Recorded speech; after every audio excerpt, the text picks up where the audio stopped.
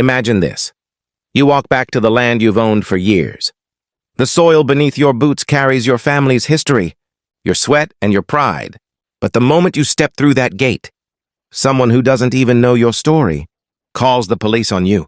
Not because you've done anything wrong, but simply because they think you don't belong. Now, what if I told you that the man they tried to push away wasn't just any ranch owner, but the very person who oversees every single homeowners association across the United States? This is not just a story of ignorance. This is a story of arrogance, power, and the moment truth comes crashing down. The morning sun stretched across wide acres of golden grass. A truck rumbled down the gravel road, dust rising behind it like a trail of history.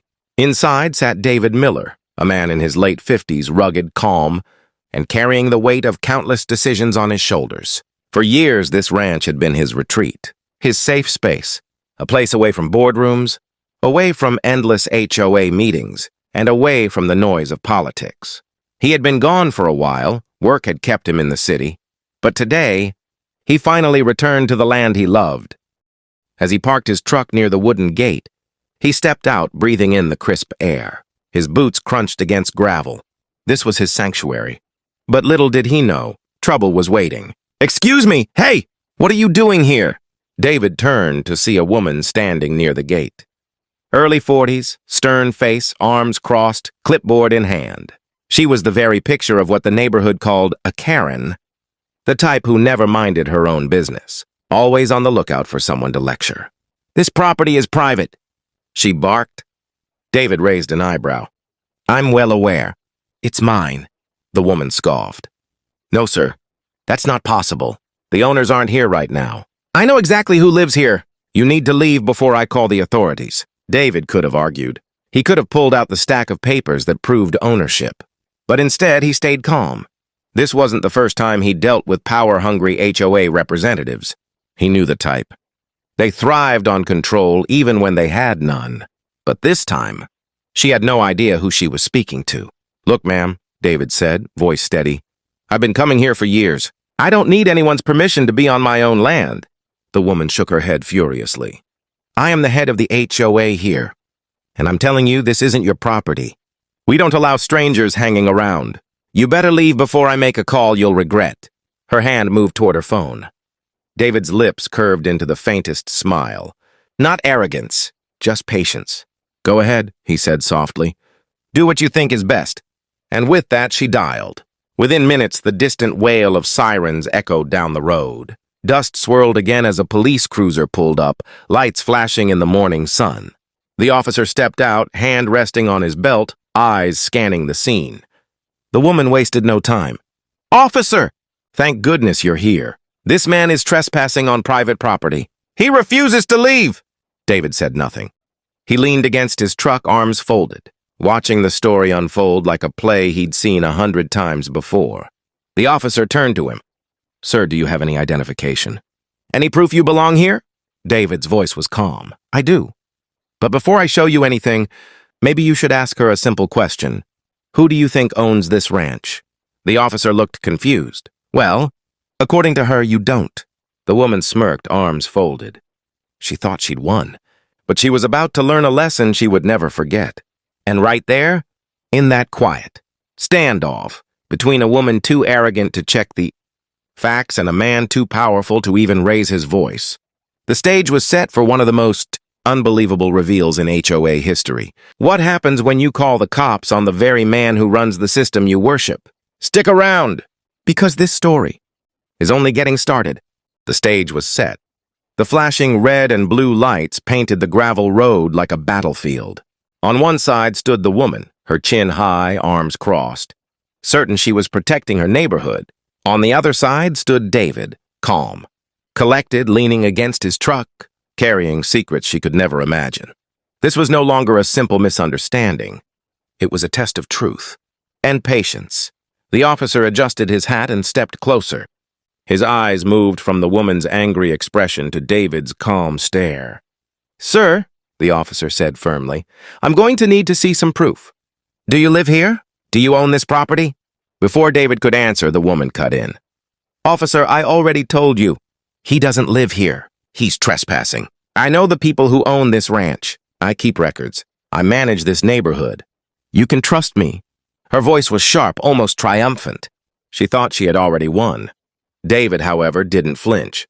He reached into his truck slowly, pulled out a leather folder and handed it to the officer. Inside were deeds, tax records, and official HOA documents. In that single moment, the balance shifted. The officer's eyes scanned the papers, his brow furrowing. Everything matched David's name. Every record pointed to one undeniable fact: this man wasn't a trespasser. He was the rightful owner. But instead of backing down, the woman grew louder. "This doesn't make sense. I've been running the HOA here for years. I know every homeowner.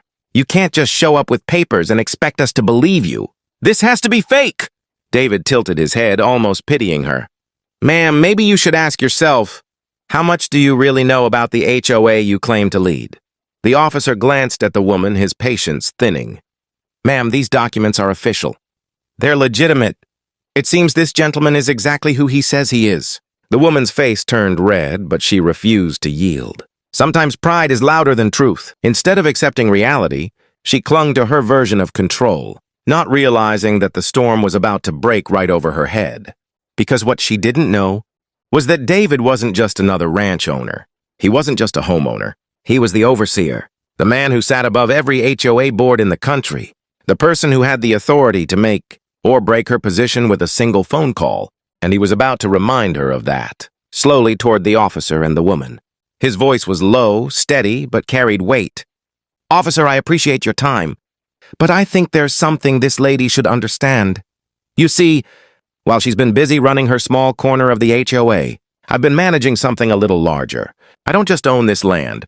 I oversee every HOA in the United States, every policy, every enforcement, every board decision. At some level, it crosses my desk." The officer's eyes widened. He had heard of such positions, but never expected to meet someone like that in this quiet corner of the state. The woman laughed nervously, as if trying to brush it off. "That's impossible. Nobody has that kind of power."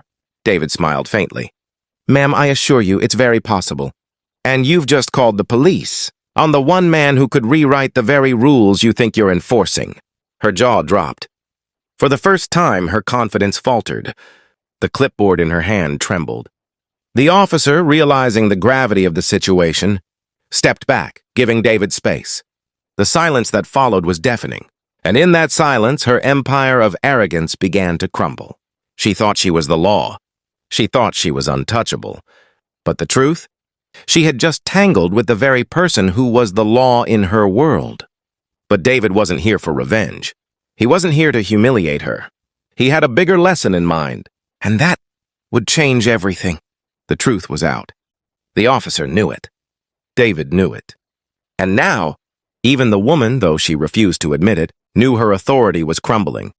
But arrogance is a stubborn mask, and sometimes when the truth finally pulls it away, the reaction isn't humility, it's denial. And denial can be louder, harsher, and uglier than anything else. The woman shook her head violently. "This is ridiculous.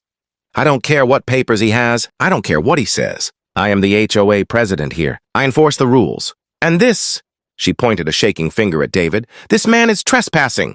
Officer, arrest him!" The officer sighed, his patience thin. "Ma'am, I cannot arrest someone who has every legal right to be here. His paperwork is valid. His identity checks out." She snapped back, her voice cracking with desperation. No, you don't understand. If I lose control here, if people think this man can just walk in and claim authority, then I lose everything." It wasn't about safety. It wasn't about rules. It was about control.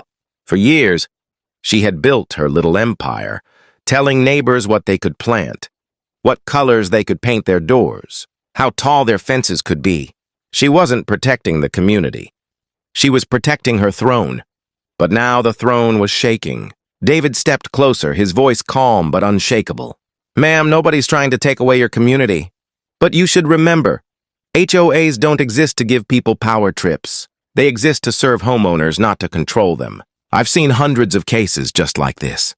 People who forget that their position is about responsibility, not dominance. And you just tried to throw the law at the very man who writes the policies you claim to represent."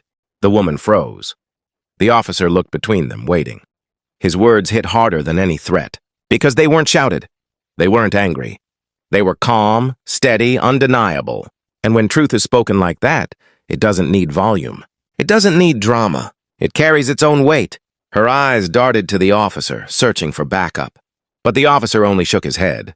"Ma'am, I think it's time you stand down. You're not in the right here." Her mouth opened, but no words came out. The clipboard she held so tightly slipped from her fingers and clattered against the gravel. The sound echoed louder than her protests ever could. She turned back to David, her voice small now. Who are you, really?" David didn't boast. He didn't need to. "I'm just a man trying to return to his home. But since you ask, yes, I oversee every HOA across the United States. And I can tell you right now, your leadership style, it's everything I fight against." The silence that followed was heavy. The woman who once stood tall was now shrinking, under the weight of her own mistakes. The officer gave David a respectful nod, acknowledging the authority and the truth. But David wasn't done. He didn't want revenge. He wanted something far greater. A lesson? "Ma'am," David said, his tone steady, "power doesn't come from barking orders or calling the police. Power comes from trust. And today, you've broken that trust with your neighbors, with the community, and with yourself. I won't be filing complaints. I won't strip you of your title today. But know this, if you continue down this path, your time as an HOA president won't last.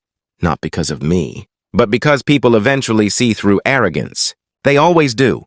The officer raised his brows, impressed. The woman lowered her head, realizing she had nothing left to say. And just like that, the battle was over, not with handcuffs, not with shouting, but with truth. She had tried to stand above the law, but in the end, she was forced to face the man who was the law in her world. Yet for David, this was never about proving power. It was about something deeper, something that would echo far beyond this quiet ranch road. Because what came next would transform this story from a personal clash into a universal lesson. The air grew heavy with silence. The flashing red and blue lights seemed to fade into the night, leaving behind only the truth. What began as a petty confrontation had turned into a powerful reminder of what respect, leadership, and community truly mean. The officer, now humbled, looked David in the eye. "Sir, I was wrong. You're not just a resident. You're the very foundation of what this community is supposed to stand for." "I'm sorry for doubting you." David offered a small nod. "It's not about apologies. It's about learning. Authority isn't about flexing power. It's about protecting people, guiding them, and making sure no one forgets what really matters." The woman who had sparked the chaos stood frozen. Her confidence cracked like glass. For the first time, she couldn't hide behind her title or her arrogance. Her voice trembled. I thought I was doing the right thing. I thought controlling every detail would keep the neighborhood in order." David stepped closer, his tone firm but not cruel. "Order without respect is just fear. And fear doesn't build communities, it destroys them. You wanted control, but what people need is understanding, fairness, and trust." Her eyes lowered. The weight of his words sank deeper than any fine or punishment ever could. This wasn't just about property lines. It wasn't just about HOA rules. This was about humanity, about what happens when we forget that leadership is service, not domination. And in that moment, the woman who once stood tall as a self-proclaimed queen of the neighborhood realized she was nothing more than a tenant of her own pride. David adjusted his hat, ready to leave, but turned back one last time. "I'll be watching this community, not because I don't trust you, but because communities deserve protection, not oppression. Remember this, power is never in a title. It's in how you treat people. Respect is earned, not demanded. Forget that, and all the control in the world won't save you." With that, he climbed into his truck. The engine rumbled to life, headlights cutting through the dark. He drove away not as a victor, but as a guardian who had delivered a lesson the neighborhood would never forget. And as the night returned to calm, one truth remained clear. Arrogance may shout the loudest, but humility always speaks the strongest.